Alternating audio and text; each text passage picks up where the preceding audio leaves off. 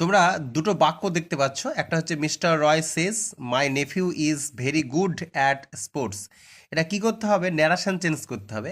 একটা জিনিস লক্ষ্য করো, দেখো এই যে সেজ যে ভার্বটি রয়েছে এটা সিম্পল প্রেজেন্টে রয়েছে, আবার এই ইজ দিয়ে রয়েছে এটাও সিম্পল প্রেজেন্টে।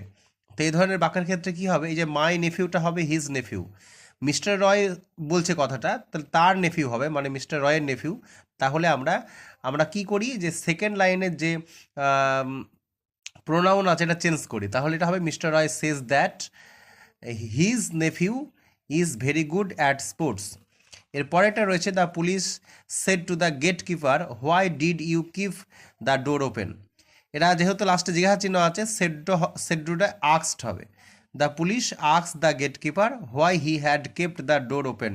কেন হ্যাড হলো? কারণ দুটো যদি পাস্ট টেন্সে থাকে, সেড টু পাস্ট টেন্স আবার ডিড